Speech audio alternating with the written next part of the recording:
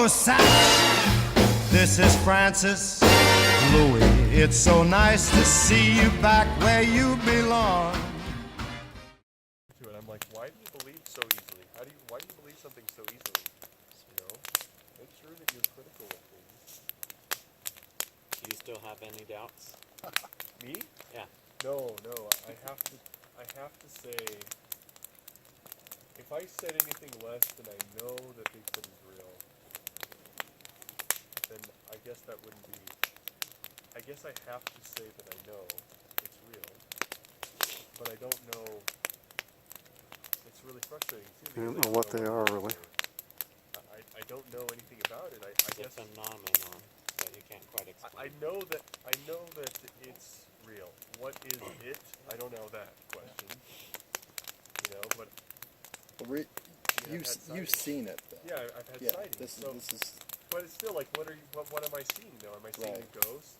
Am I seeing an alien? Am I seeing some sort of Interdimensional spirit being. guardian? Am I Right. seeing an ape? I mean, because it's a human-looking thing Forced that has spirit. fur on it, but uh-oh, okay, you have a spark in his fur. Oh, where? Oh, right there. Here, I got it. Oh, there it is. Oh, he's like quietly catches on fire. Do you mind, Rio, telling your most dramatic story, the bluff charge with, like, they tear up the roots in the winter? And I mentioned to my... Can you see me find on that? Yeah, with the fire. Yeah, you look orange, but yeah, I can see you. Okay. I mean, my roommates... He is Yeah, I have one. It's actually. Yeah, an that's orange part shirt. of it. He says it looks like you're wearing an orange shirt. I mentioned my roommate. You should really hear that, but anyway. You're gonna show it to your roommates? Well, He is my I'm just roommate right there, asking so... your roommates. Oh, I see.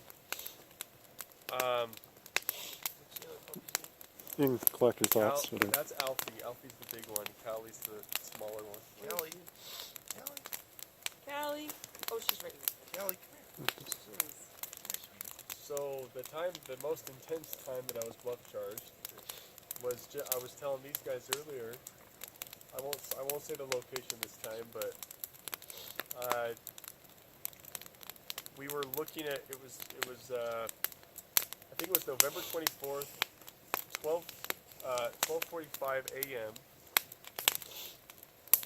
and it was a little bit of snow on the ground, and we were out there. It was my first time that I had actually gone out looking for Bigfoot in real life, like not just sitting online and researching, but actually going out looking.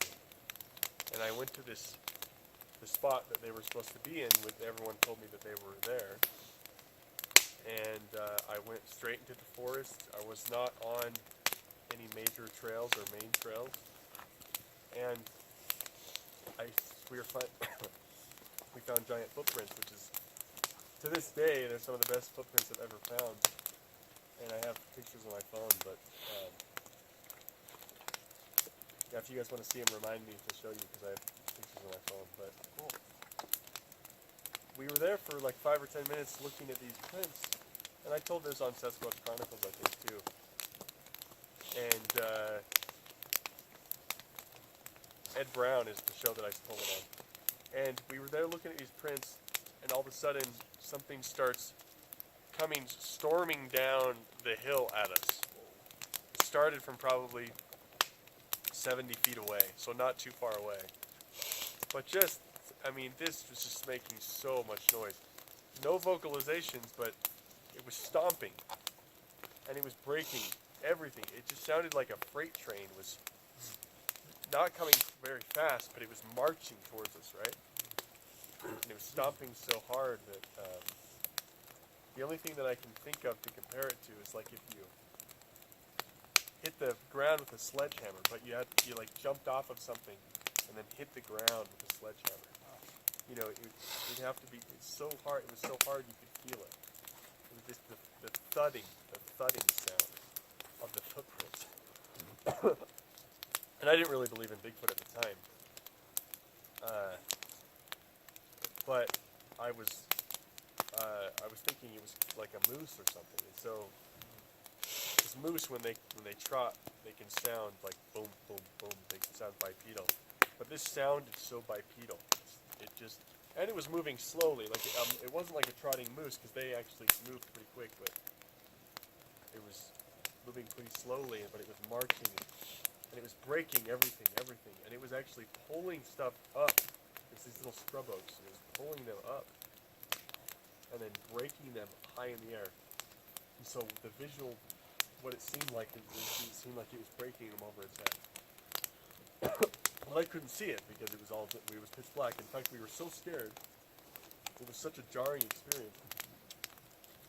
And it was me and this guy that was with me. And we were so frightened by everything, and everything was happening so quickly, that we were too scared to even shine our lights over them. And we were, I mean, I don't know why he didn't shine his light, but what I was thinking was, I don't want to make, whatever it is, I don't want to make it more angry. But it was this horrible feeling. I mean, it was just a horrifying feeling. And so this thing is, you can hear the roots as this, the reason why I say that it was pulling things out of the ground is because you could hear the roots going pop, pop, pop, pop, pop under the ground. And then you could hear it break, and you could hear the sand fall off, or the dirt fall off of the root ball and land on the top of the snow.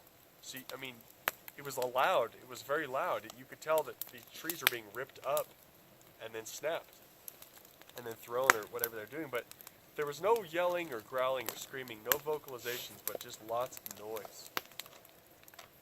And marching straight at us. And Callie, which is somewhere, ran towards the thing.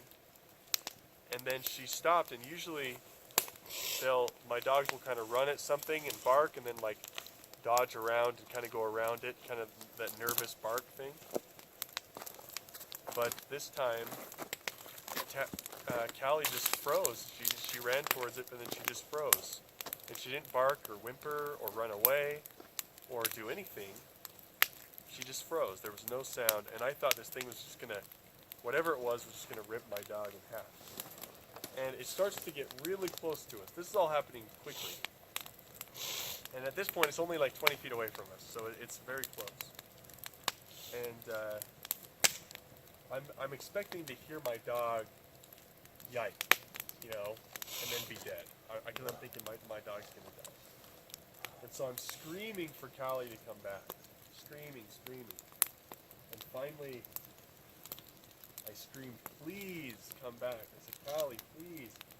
And as soon as I said, "Please," this thing stopped.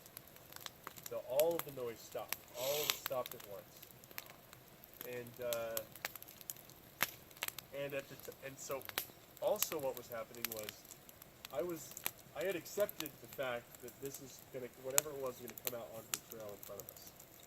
It was probably 3 or 4 feet away from just stepping out onto the trail.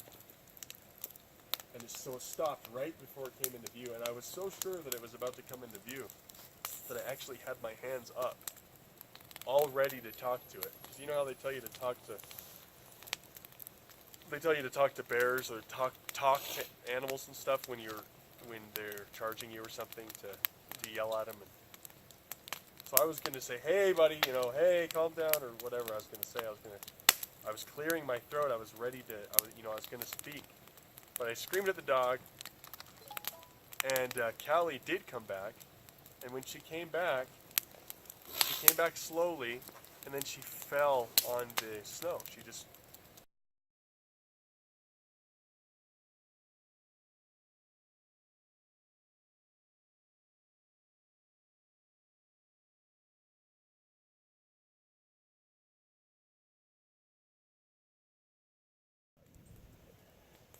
Mine's 4.5, and it's like so amazing.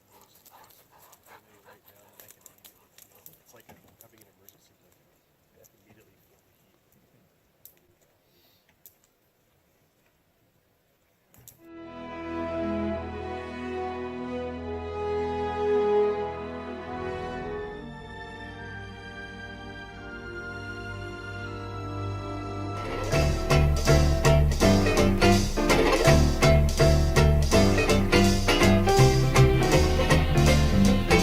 Hello, Dolly, this is Louis. Dolly, it's so nice to have you back where you belong.